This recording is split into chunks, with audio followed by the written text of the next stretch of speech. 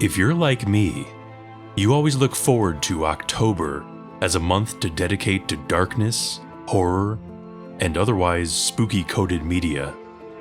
And if you're like me, every year you put together a solid list of content to enjoy during this season of frightful fun.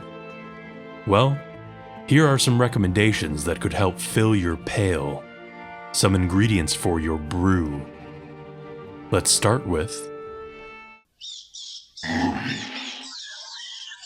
The Queen of Spades is a 1949 British film based on an 1834 short story.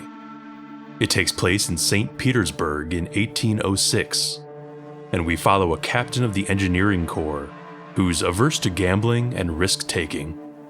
But after he reads in a book that a countess sold her soul to learn the winning secret to the card game of Pharaoh, he connects that account to an elderly countess who lives nearby, and he becomes obsessed with ingratiating himself into her life and learning the secret from her. So it's the story of this man's destructive spiral into obsession, which makes for a timeless, haunting character piece, as you'd imagine, in both the cinematography itself and in its subject setting. I remember being blown away by some of the early shots of our wintry St. Petersburg streets. It really is worth turning out the lights and putting it on one cold October night. Boys in the Trees is a 2016 Australian film taking place on Halloween night, 1997. It's about a teenager who's caught between his sort of dead-end skater friends and his potential future aspirations, and he reconnects with an estranged childhood friend to go on a surreal night's journey. It's not a horror movie. It deals more with coming of age, choosing the person you want to be, reconciling mistakes you've made. Good teenager movie themes. It's not high art in that regard, but it does what it does pretty well, and it has a good atmosphere, definitely a haunting tone. Also, being set in the 90s gives it an excuse to use 90s music to good effect, so that's a plus. The Night Flier is a 1997 adaptation of the Stephen King short story. I'd read the story before seeing the movie, and as I recall, it's very accurate except for a couple key details. It's about a really cynical journalist who writes for a trashy tabloid magazine, think something like National Enquirer. He has a pretty interesting procedure where he gets around the country to investigate different stories by flying his own personal airplane to small airports. Coincidentally, he's assigned the case of a serial killer who commits their crimes at these kinds of small rural airports, draining the blood of their victims because they seem to believe they're a vampire. Most of the movie is investigation and build-up. He's going around, following the trail of the killer, collecting accounts from witnesses, and becoming more and more invested in the story. It's only in the climax that things really come to a head, and I don't usually specifically point to a movie's climax as the reason to watch it, but in this case the ending was really what sold me on the whole thing. I won't spoil anything, but it's surprisingly effective. And I know this is like saying don't think of an elephant, but if you can, try to avoid looking at any cover or poster for the movie before throwing it on. I don't know how possible it is to avoid, but at least make an attempt. Sacrifice a loved one's eyes to start the movie for you.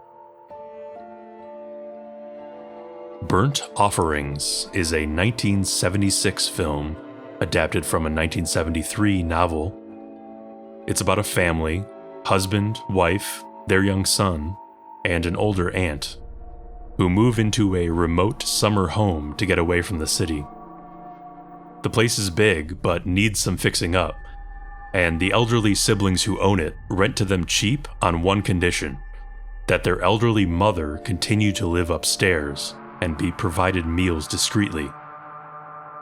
As the family lives in the home, they individually become more and more affected by the place in different ways. Their personalities and behaviors gradually change. Strange phenomena start happening about the house, and things begin to unravel. This is one of those stories where you keep expecting it to slip up and get silly, start taking itself less seriously, or give in to some foolishness. But no, it persists in taking its subject matter seriously. It keeps its characters grounded, and there are some effective sequences of terror.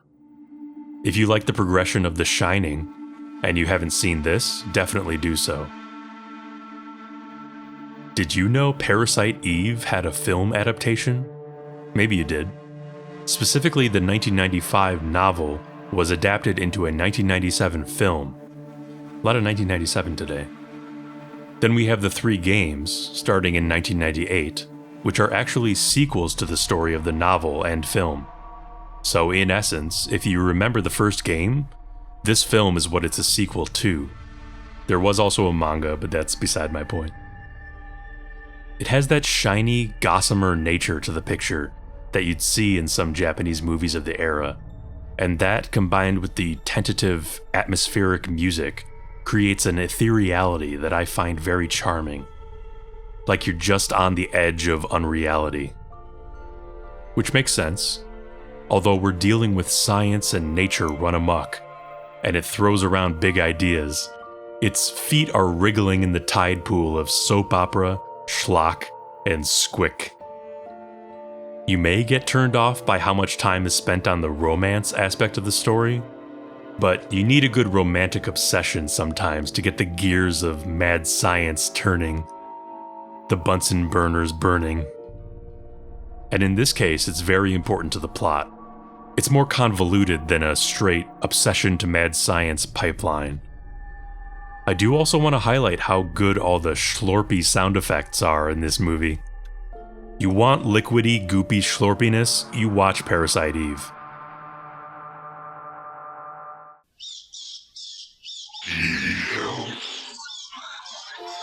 Requiem from the Darkness, or Natsuhiko Kyogoku's 100 Stories, is a Japanese anime series of 13 episodes from 2003. It's based on a series of short stories written by, you guessed it, Natsuhiko Kyogoku. The show is from TMS Entertainment. It's about a struggling author in the Edo period who wants to transition from writing children's riddles to writing ghostly folk tales. So he sets out to travel the country, but he gets tangled up with a trio of supernatural beings who investigate strange occurrences and punish those in the wrong. Due to the author's curious nature and upstanding morals, over the course of the episodes, he keeps getting involved in the same situations that the trio does. I really like anime with distinct art styles, and this one's is appropriate for its Edo folktale setting, because it feels steeped in ink and watercolor paints, the architecture often warped as if waterlogged. And then you'll have splashes of bright red blood, or garish colors in moments of shock. It generally uses plenty of dreamlike or nightmarish visual cutaways to set a mood or heighten the emotion of a scene. Sometimes the pacing can get a little manic or confusing, but I think that's the point. It's not telling these episodic tales in a familiar, logical way. It's about the feeling you get from their impressions.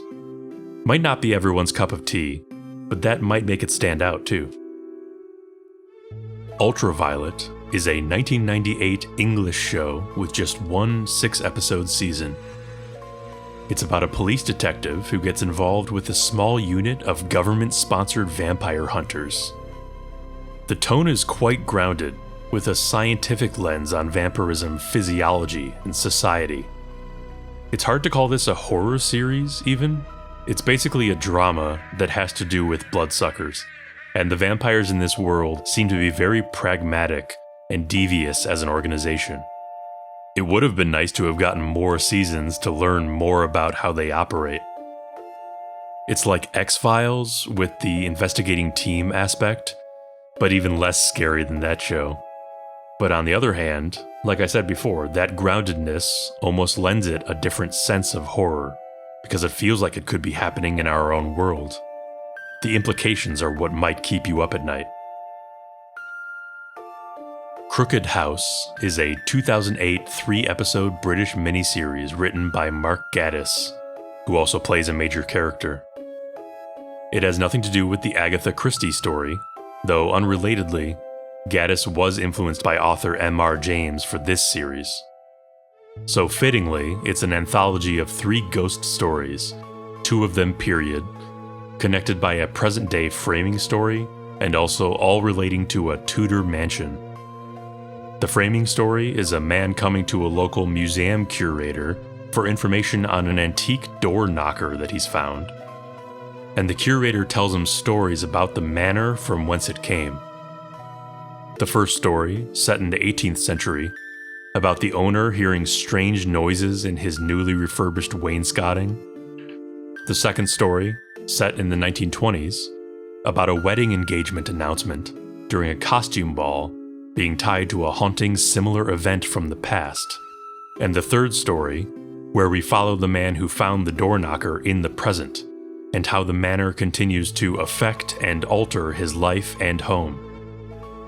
It's not amazing, it won't be some of the most memorable or scary television you could see, but if you're after a ghost story that feels rather grounded, this miniseries is pretty competently done.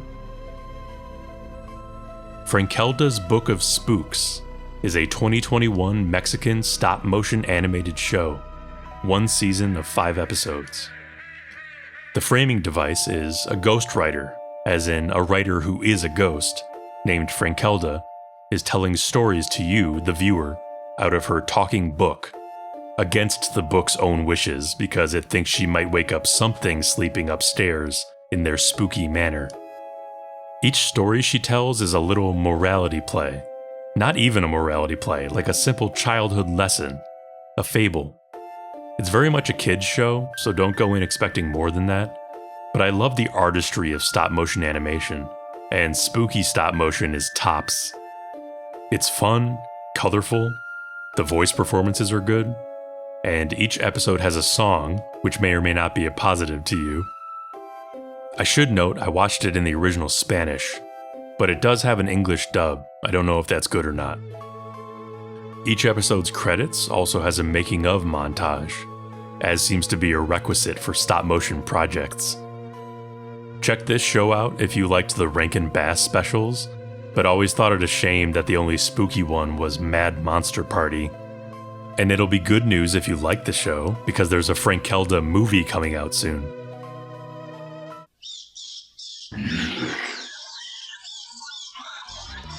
My first recommendation is Dream Division, aka Tom McDowell.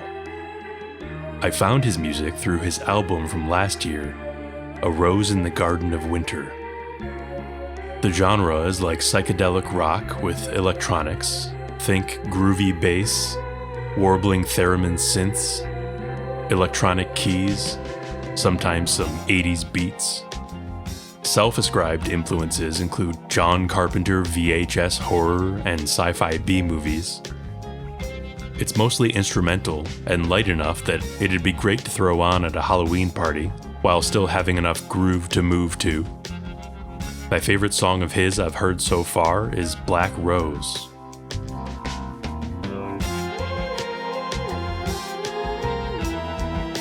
If you're in the mood for atmospheric electronic, you might try Witch of the Vale. They've got a dark and fairly heavy synthy, often droning sound, nice female vocals. Some of their songs lean almost towards industrial sounding, some others on the prettier, more swelling side. This band is a duo who hail from a Scottish loch, and sure enough their music kind of sounds like you're part of some sort of woodland ritual before being drowned in a lake. My favorite song of theirs I've heard so far is Fever.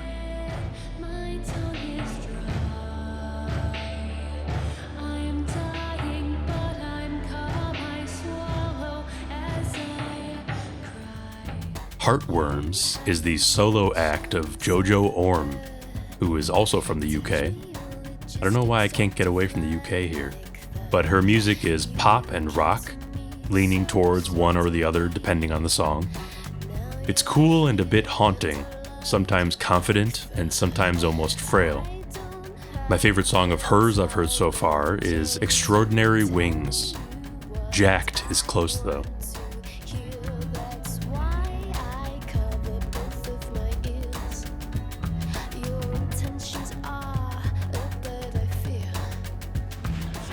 If you like punk or post-punk, you might like Plague Vendor.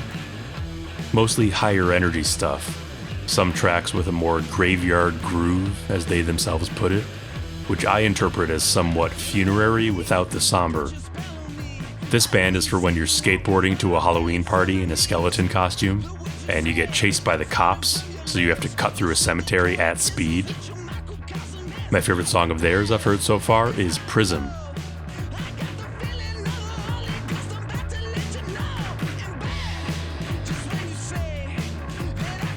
Probably closest to my more typical taste in music is Secret Shame, an alt-rock band. They're like indie alt-rock with what sounds like a tinge of 80s alt influence. But luckily for this recommendation, their music tends to be blanketed in a sense of low-light disaffection. So while often not exactly spooky music, there's a pervading darkness there. Sometimes the spooky comes in. Their first album is decidedly spookier than their second. My favorite song of theirs I've heard so far is Accelerate.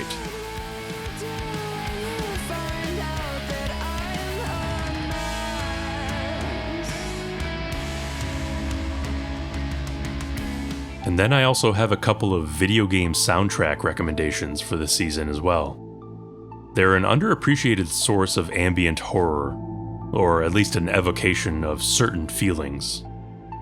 First recommendation is the soundtrack for The Haunting of Joni Evers, composed by Gustavo Cochino.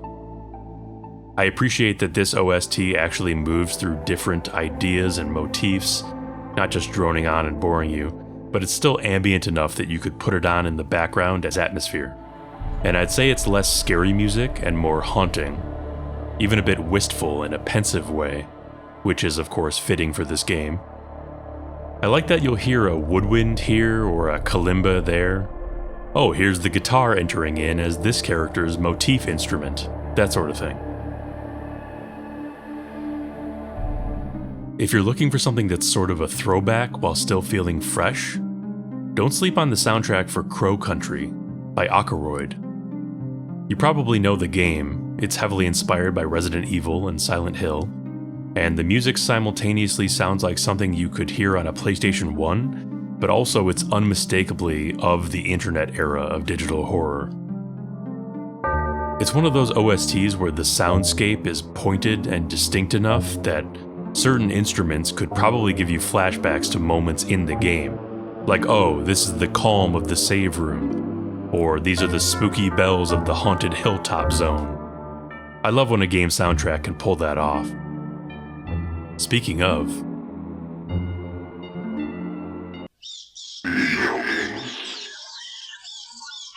Caput Mortum is a first-person adventure puzzle horror game where you're delving down through an alchemist's tower in the 16th century. Something went awry down there. You're encountering mostly corpses, but there's also some freaks about. What sets this game apart from its contemporaries is the control scheme. You only have control over your right hand, which you physically move across the screen to take or use items and touch the environment. And at least on controller, you have to use the bumpers and triggers to rotate your view vertically and horizontally. This unwieldy scheme is an intentional frustration, according to the game itself, meant to make you feel clumsy in the face of horror. The visual style is so good, it's a throwback without feeling pandering, spooky without being overly grisly or reliant on scares, well detailed in its clutter and textures.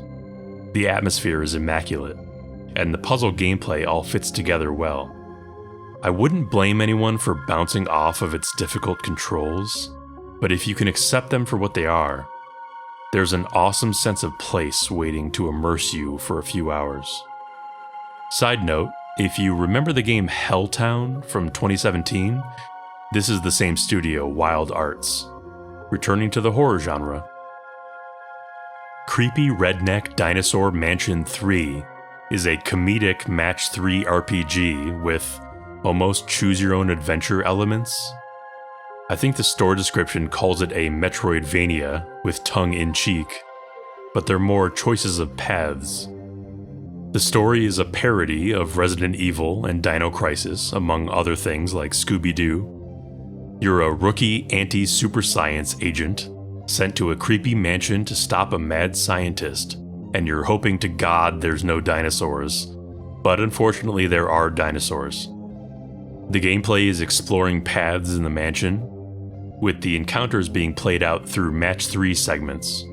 Match 3 is like the Bejeweled or Candy Crush genre. It's tile matching, but the game does different variations on this, different win conditions and such, and you and your enemy have health and items, so it's like RPG combat, maybe like Puzzle Quest. It's definitely an amusing time as a total package. For a comedic game, the writing isn't so clever or witty, and it goes extremely meta, which I almost never like. But I appreciate the inspirations it wears on its sleeve, and its general attitude. The gameplay is fun, the artwork is very smooth, and the music is amazing for the Halloween season. By the way, until very recently, there were no creepy redneck dinosaur mansions 1 and 2 in our real world, only in the metafiction of the game. But a creepy redneck dinosaur mansion 1 remaster just came out, which is a remastered first entry in-universe and a narrative sequel to CRDM3 in our real world. Out of Sight is a puzzle adventure game where you're a young blind girl named Sophie who's trying to escape from a dark mansion pursued by her captors for some unknown purpose. Luckily, she finds she can supernaturally see through the eyes of her teddy bear, so you carry the bear around as your first-person view, and then you set the bear down in specific spots to go into a kind of third-person puzzle solving. It's inventive, and that's a nice narrative framework for switching between the two. Overall, the game has a nice spooky atmosphere, dark labyrinthine halls, cobwebbed crawl spaces, shadowy captors, strange paintings, ghostly apparitions, and the child voice actor for Sophie is surprisingly good. It's only a few hours long, so it's great fare for an October evening. Concierge is a surreal psychological mystery point-and-click adventure. You're an old man in a dilapidated hotel, seemingly the only living soul aside from an odd concierge. A lot of the framing is unclear, but anything that's happening at any point is at least partially nested in memory and VHS-style records of ambiguous tangibility. You're going around the hotel, finding items and using them, but also making assorted phenomena happen. You find a camcorder that can see things you can't, and solve further reality-bending puzzles from then on. Between each chapter is a sort of mini-game. For instance, the first one is sort of a hidden object finding the person in each picture. And the second is a Five Nights at Freddy's style noise management challenge that I really disliked. And the third is a Jump King thing that I really disliked. There's also scenes maybe filling in who you are, maybe. A lot of any information you get feels like the rattlings of an unhealthy mind. You're collecting journal entries the whole time. There was at least one reference to Hypnospace Outlaw, which I appreciated. The art style is this impressionist painterly look, but it also uses things like photo collage. The game uses sound pretty well. It's all quite dark and strange, and the puzzles often play with you. It's rarely straight horror, which may not be to your taste or mood. I should disclaim now that I did not finish this game after getting most of the way through, because I wasn't really enjoying it aside from on an aesthetic level. But I'm aware that my taste is not the end-all be-all, and I think it's worthwhile to recommend a game when it stands out like this one does, even if I didn't personally enjoy it. It might be just your type. CarnEvil from 1998 might be my second favorite light gun arcade game after House of the Dead 2. also from 1998. Don't hold me to that, but it was absolutely one of the ones I played the most back in the day. Well, a couple years ago, one Illuminati dad released a VR mod for CarnEvil on itch.io. It's imperfect, it's an adaptation rather than a direct port to VR, but it's a hell of a good time. You're a hapless graveyard visitor who inadvertently summons a grisly killer carnival that wants you to attend. With a gun, you play through 3 themed levels to get to the big top final level. A haunted house, a Santa's workshop type ride area, and a funhouse/sideshow. The locations are chock full of wonderfully goofy monsters, twisted, deadly versions of attraction scares and sideshow characters. As you blast away at them, the enemies are torn apart and bloodied, revealing their musculature and bone. There are also ladies to rescue along the way, which contribute to your point total at the end. If you've never played the original, it's really its own thing compared to this, and should be enjoyed in its own right if possible. But this VR experience is fun and challenging in a different way. In fact, I'd say it's quite challenging, and I didn't even play on the hardest difficulty. You can unlock better guns as you go, which helps a lot. I found the double mini Uzis to be the most effective. The larger guns would never cock reliably in the heat of the moment, whereas the small caliber guns just require you to tap the magazines at your sides.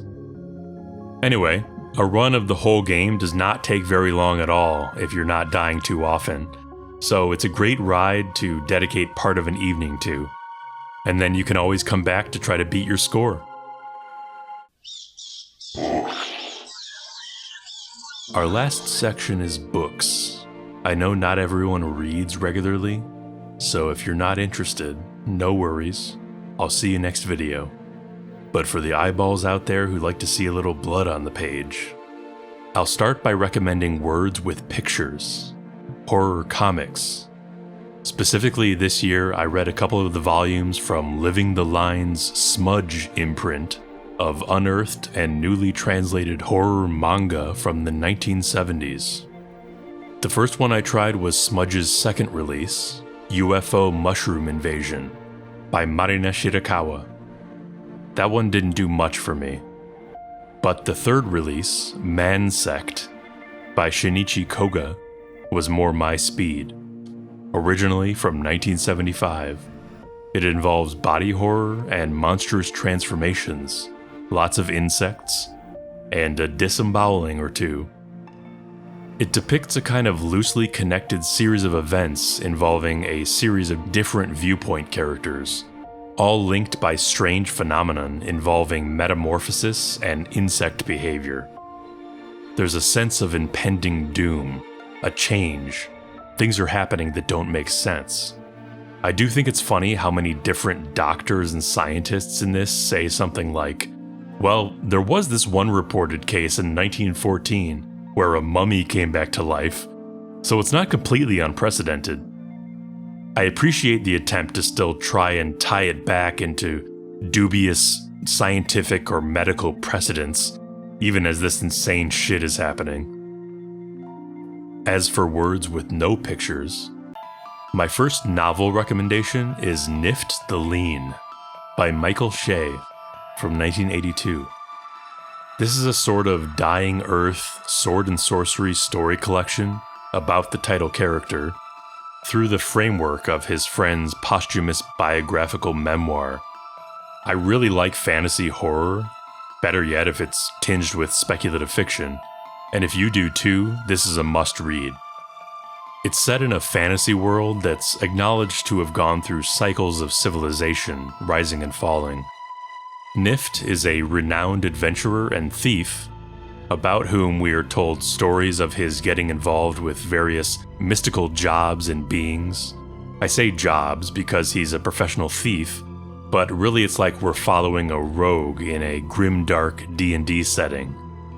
His heists take him to such places as a subterranean demon sea, the palace of a vampire queen, and hell itself. Michael Shea brings a deftness and delicateness to the prose, even as it's highly verbose and descriptive, so that you sort of dance across the page as the reader.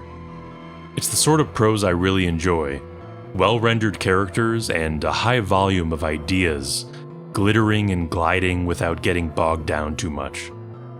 And when it gets to those passages about the grisly and the gruesome, the horrid and the haunting, all the better. If you're into more slow burn, surreal, psychological horror, you might like Maynard's House by Herman Raucher from 1980. It's about a young Vietnam veteran who inherits a house in wintry northern Maine from his war buddy who was killed in action. The first half of the book is comprised of him getting to the house and settling in, hearing about its possibly cursed nature, and there's mostly a sense of unease and otherness with Austin, the young man, the main residents he meets, and the house and its property. Then in the second half is when things take a turn for the surreal.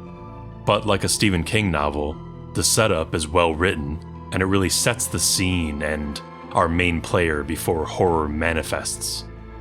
Fair warning that around the halfway point, the protagonist starts getting real weird and lascivious about a teenage girl he meets, to the point of it being uncomfortable to read. It's hard to tell if it's because it's a story from 1980, or because it's supposed to be uncomfortable, and you're supposed to dislike him for having these thoughts. But it definitely does play into his warped state of mind as the book goes on. Still, I wouldn't blame someone for being put off by that. I felt some revulsion myself. There was just enough of a sense of confused, unsettling ambiguity to salvage it for me. I also recently tried out 2 horror books from 2 deliberately pulpy series. You may have heard of them.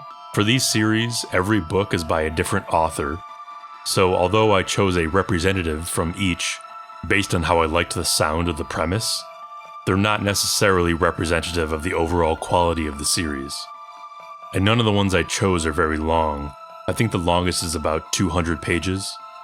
I did also try the Splatter Western imprint of Splatterpunk Westerns, which have great cover illustrations and would fit this pulpy mold, but I couldn't find a book I liked from them after several attempts. I may go back and try more sometime. But anyway, the first one of the 2 is from the Killer VHS series. I think they're all unconnected aside from the ethos sort of being Goosebumps but for adults. The publisher even has that as the tagline quote on their website. So go in expecting something like that horror tone, I guess. The first one I tried was Night of the Witch Hunter from earlier this year, but I couldn't make it through the first chapter because it felt too juvenile. But I didn't give up. I switched to Cicada by Tanya Pell from last year, and that one was less off-putting. It utilized swear words and sex and domestic conflict and stuff, which is how you know it's adult. It's about a woman who ends up stuck in a podunk town with her dickhead boyfriend, and the town is hosting a festival for its claim to fame, a found-footage monster movie called Cicada, shot there because they have some wicked cicada populations. It kind of reminds me of the One Day in Horrorland Goosebumps book, where the residents are outwardly cheery and encouraging, but the content of the festivities is obviously strange, and in this case, grotesquely deadly. The story never really gets too interesting, but it's a serviceable creature feature. If you like those standard B-movies with people trying to survive a monster, you might like Cicada. Next, I picked one from the Rewind or Die series. I guess analog video is the go-to nostalgia for millennials, and I can't object. They specifically market themselves as being like seeing a cool monstrous cover in a video store and taking it home to see the blood and guts, which I surely have done myself. Anyway, the one I tried from them was Fuzzy by Ronnie Stinger. It's about a nature park warden who becomes increasingly unhinged as there seems to be some sort of dangerous cryptid stalking the hot spring that she's responsible for. The best part about this story is witnessing firsthand the arc of this character, who starts off as maybe mentally unwell, and the events that unfold only serve to make it worse. But also, this is probably the schlockier of the two, intentionally so. Right in the first chapter, you have the sentence, "Her boobs glistened in the moonlight," so you know early what kind of tongue-in-cheek tone you're in for. And near the end of the book, things get pretty zany. Again, if you're looking for a creature feature with some madness, it's a fun read. Now that you have some more October delights to try, why not invite some friends to share them with you?